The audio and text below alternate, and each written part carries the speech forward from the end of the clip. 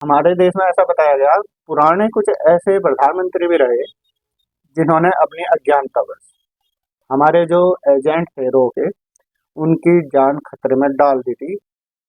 दोस्तों नमस्कार। कुछ दिनों से आप खबरें सुनते हैं, जैसे हिंदी में समाचार सुनते हैं।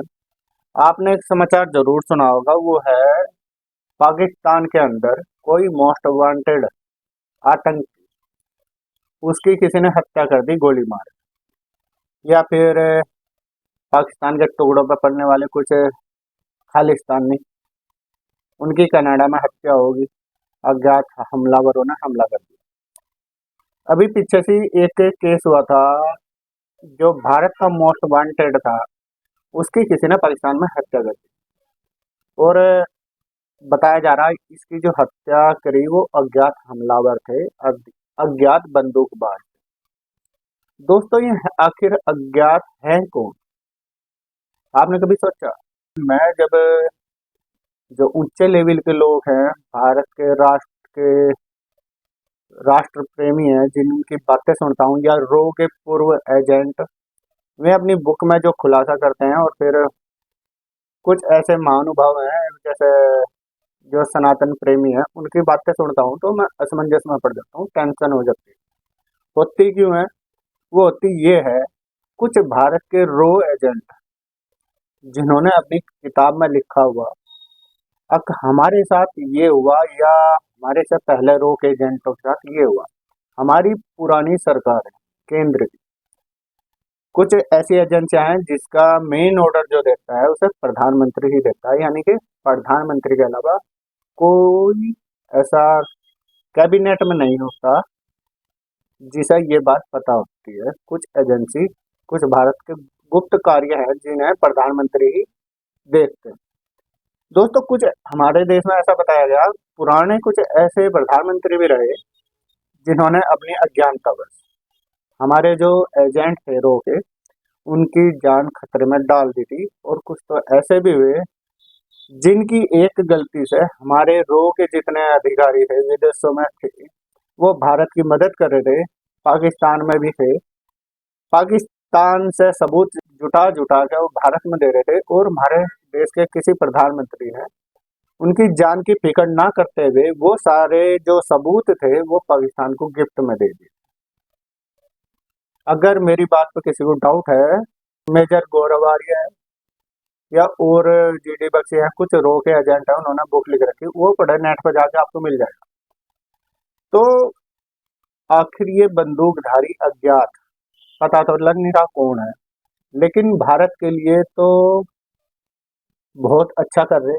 भारत का शत्रु जो विदेशों में बैठा भारत के खिलाफ जहर उगल रहा या फिर कोई षड्यंत्र कर रहा, तो उसे ये अज्ञात बंदूकधारी निपटा रहे, चाहे वो पाकिस्तानी आतंकवादी हो चाहे खालिस्तानी आतंकवादी हो, सबका हिसाब बराबर चल रहा। तो भाई मेरा कहने का मतलब है, हमारी नई सरकार जो है इस मामले को लेकर गंभीर है, और वो कुछ भी हो, चाहे वो भारत की एजेंसी का, मैं नहीं कहता वो हैं भारत की एजेंसी के सदस्य, अज्ञात है कि आप तक किसकी किससे दुश्मनी, और एक एक का बाप एक पड़ा है यहाँ। कोई सोचता है मैं यहाँ का दादा हूँ, लेकिन उसका भी दादा दूसरा बॉस मिलता है उसको, एक के बड़ा एक मिल जाता है। तो भाई ये अज्ञात हमलावर आखिर हैं कौन?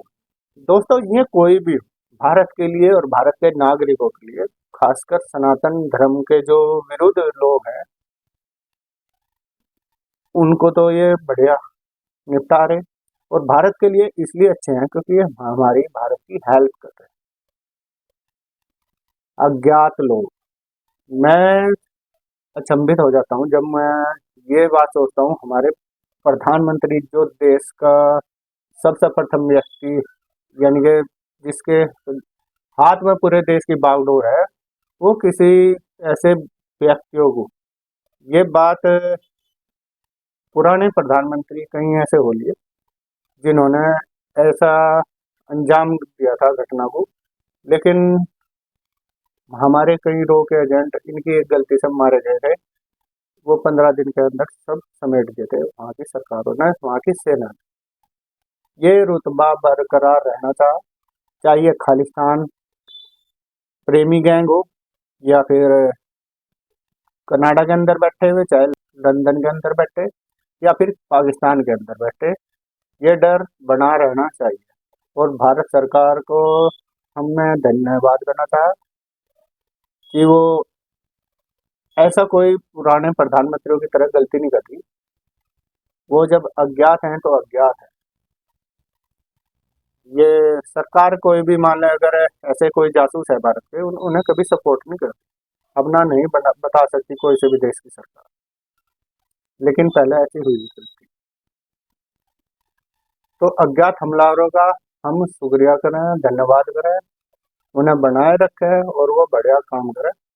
आपको यदि कोई भी ऐसे हमलावर की जानकारी है, भारत में है वो, उसे कभी भी दूसरे के साथ शेयर ना करें, उसका भेद कभी ना। जय श्री राम।